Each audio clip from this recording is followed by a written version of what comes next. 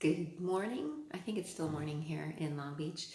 It's me, Laura Jane, back with my really just wanting to help series on how I'm seeing we can cure.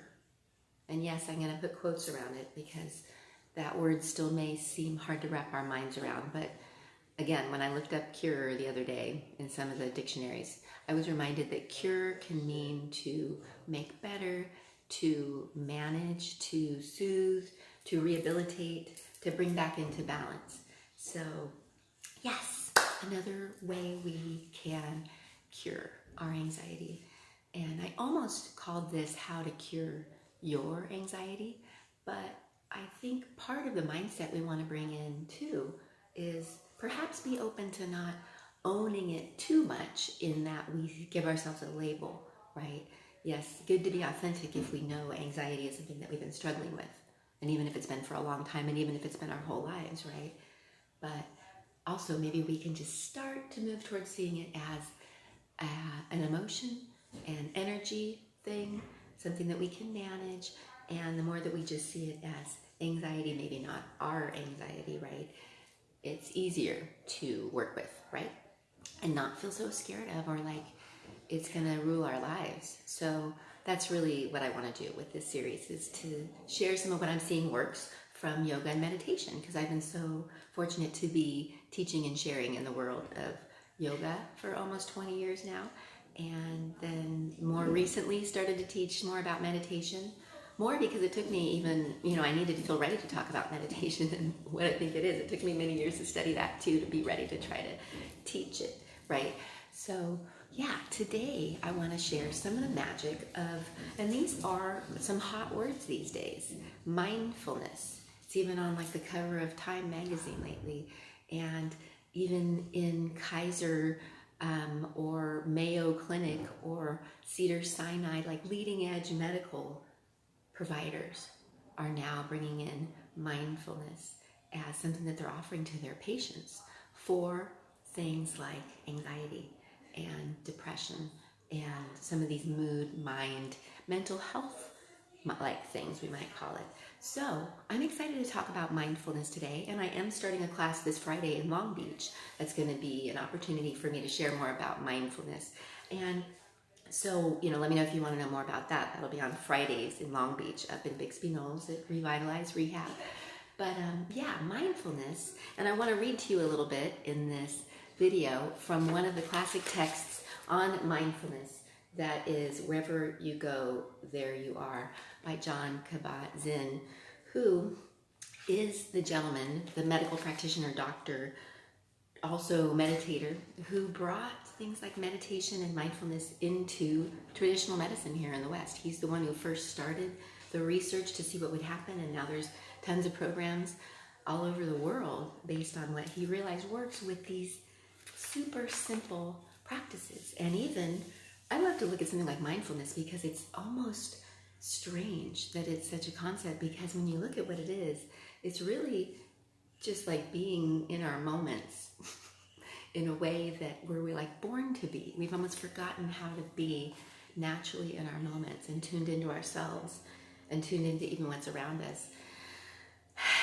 So yeah, it turns out that for a lot of us, especially these days, things like mindfulness, and we can also call it presence, are huge therapies and things that we want to learn and practice more and realize what they are and bring into life. And they can really help as antidotes for things like anxiety or depression or other mind, mood, mental health things. So yeah, let's look at what this mindfulness thing is. And I also just want to mention, I was just listening to, I've been listening to Oprah's own podcast a little bit more lately, and I heard her talking to Eckhart Tolle, and who's another like major teacher right now, for years though, on things like presence and mindfulness and meditation, but really bringing it into this moment to moment thing. And that's what Eckhart was saying that I thought was really poignant, is that he was voicing that he feels these days a lot of us would benefit more from learning or realizing or practicing things like this mindfulness presence, where it's more about moment to moment presence than necessarily trying to turn it into like a formal meditation practice. That the moment to moment presence for a lot of us, especially these days, is actually going to be a lot more powerful and practical and helpful. So I thought that was really interesting and spoke to me. So yeah, and I think it is really a great tool for anxiety for some reasons, which I want to talk about next. But first, I just want to share for you for like a minute or two, reading from this classic text, Wherever You Go, There You Are, which is mindfulness meditation in everyday life. It's probably a 20-year-old book. I've had it for 20 years, and I'm pulling it back out as I get ready to teach more about these things. But and I love he just has some concise things that really show us how beautiful mindfulness and presence are, because really when you see what it is, I think nobody can deny that this sounds like a great way to live. So it's a lot about just being in our moments in a way that's more about, like he says, kind of the opposite of taking life for granted, which I think sounds really good, right? To not be taking our lives for granted, and to be able and find more ways, and to realize how it actually feels better to find ways and to practice coming into our moments in these ways that we can call mindfulness or presence. So he describes it that mindfulness means paying attention in a particular way, on purpose, in the present moment, and non-judgmentally. So that non-judgment is part of it, I see for sure. And that's what I see as part of the psychology of yoga, and even a lot of forms of meditation and mindfulness, is this dropping into this very different way than we probably tend to be with ourselves and life, that is called non-judgment. So it means becoming more just watching, noticing, observing, aware, without deciding whether it's good or bad or right or wrong, and going into that path with the thoughts, for instance, and the focus. So the non-judgment is a part of it, but it's about this moment to moment, or even just any moment. So really start to see you could do anything, or any activity could become a place and time to practice mindfulness or presence. So it's paying attention in a particular way, on purpose, in the present moment, and non-judgmentally. I mean, how easy is that, right? And then I think I'll skip ahead to where he says that it provides a simple but powerful way for us to get ourselves unstuck, even back in touch with our own wisdom and vitality, right? And he points out, on the other hand, if we're not being present, if we're not practicing mindfulness, then that probably means that we are following into more maybe unconscious patterns, responding more from fears and even parts of us that we're not aware of, right? Or even, and also it starts to make us feel like we have less control over our energies, he even says, and the fact that we could redirect how we feel, right? So doesn't that seem so relevant to anxiety? So yeah, and then I just love that he also points out that beautifully a lot of teachers, authors, artists, people like Whitman, Thoreau, Hemingway, Emerson, talked about this appreciation for the present moment and the cultivation of an intimate relationship with it, how that's going to be such a beautiful way to live, right? But we can start to see how this becomes important with the anxiety thing, right? Because how often I have some girls in the next room having a good time, my daughter and her friend, but how often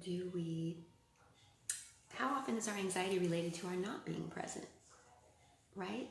And maybe being caught up in our head, for instance, about other things, and also has a lot to do with being in our bodies. I see that this mindfulness presence is a lot about also just coming back into our bodies more, because nowadays so many of us in our heads a lot of the time, which really just doesn't feel good. So, and it's even interesting to see the anxiety symptoms as a way that our body's almost trying to call us back in, calling our attention, bringing our presence into the moment, but maybe in a very unpleasant way, right?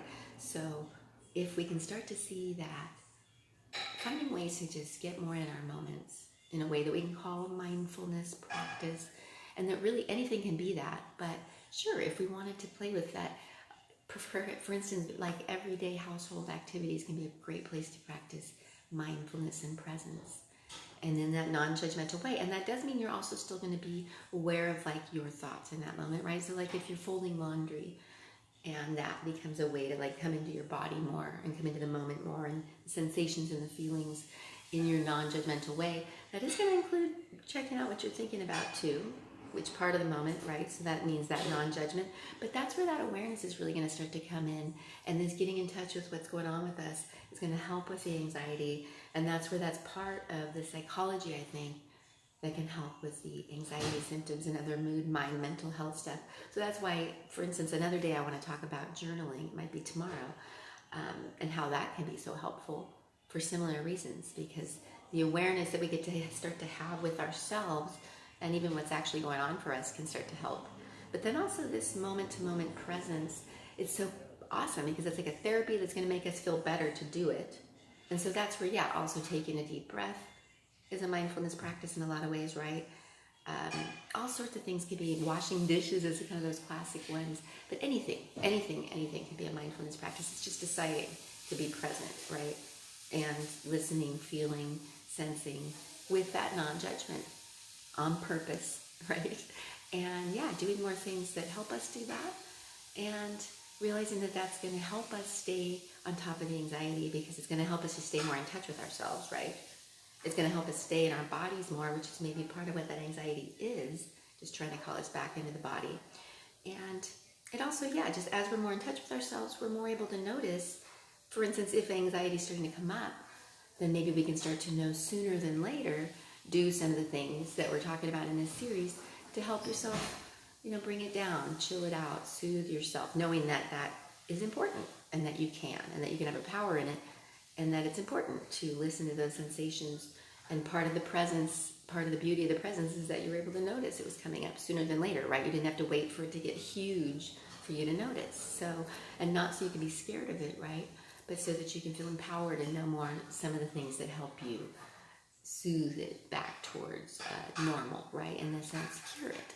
So, yeah, I hope that I can just be helping us all to remember that the simplest things that even are maybe more how we're born to live, and that maybe even this modern culture, maybe the reason a lot of us feel anxiety is because a lot of the modern busy culture and so much information in the media and all this screens, and right, we have so many things calling our attention, and a lot of them getting us into our heads so much, which we might think we like, but really disconnected from our bodies. And so interesting to just realize that mindfulness presence can be about coming back into the body too, and that maybe the anxiety aspects have to do with really the disconnect from the body that we might be in. And even it's a way our body's trying to say, hey, reconnect with me, right? So what if we could find more ways to reconnect with our bodies so that our body doesn't have to speak up like that, but also that we can be aware of our energy, right, and how we're feeling, and more ready to attend to it. So that's where, yeah, this moment-to-moment presence with that non-judgment is an exciting direction to go, I think, wherever we start from. And that's why, the medical institutions now are even building it into their patient options to start to learn more about the simple things like mindfulness and presence, because they work really well. They're not religious, they're not spiritual, they're not even new agey. They're just like ways we were built to be that we've almost forgotten. And then the beautiful side is it's about savoring the present moment, right? And being able to be present and not miss a moment, and even in a way that feels better, probably, right? So it's pretty exciting how it can help us not have to have the horrible feelings of anxiety I can see in so many ways. And then it also can help us have an even more rich, beautiful present life, right? That we feel like we're here and attending to and enjoying, and then even helps us make choices towards a life that we're going to keep enjoying, right? The more present we are with it all, and with our experience of it all, right? And with how we're feeling and how we're thinking and how we want to respond from there, right? So I hope that makes sense. And yeah, if you're interested in this class I'm going to start, it starts Friday in Bixby Knolls, 10 a.m. And we'll be doing, it won't be the whole hour meditating. It'll be time for me getting to talk to you all and share a bit, teach, bring your journal and take notes as each week we'll do some different types of meditation practices and mindfulness practices, and also having a cup of tea and making it a chance to connect with each other. But even a cup of tea is an amazing mindfulness practice, right? So Yeah, it's beautiful that it's about doing more things like a cup of tea. How does it get any better than that? But yeah, really, I hope this is helpful because anxiety is a for real thing for a lot of us. But I think we can really shift our experience as we bring in more of these approaches. So thank you so much for your attention. And please share this with anyone you know or love that could be open to some more ideas on how to manage their own energy and take care of themselves and stay out of the anxiety peaks, especially, right? And I am putting these each day. I'm doing them live on Facebook and then uploading them to YouTube, so they'll be there, and putting little pieces on Instagram too. So yeah, please share with anyone you feel like could benefit from this, wherever they're at in the spectrum of dealing with anxiety and whatever their age, because I do get to work with more and more teens and kids too, working with anxiety. So I'm excited to get the word out about this to all ages at this time in the world, right? So thanks for listening, guys. Namaste.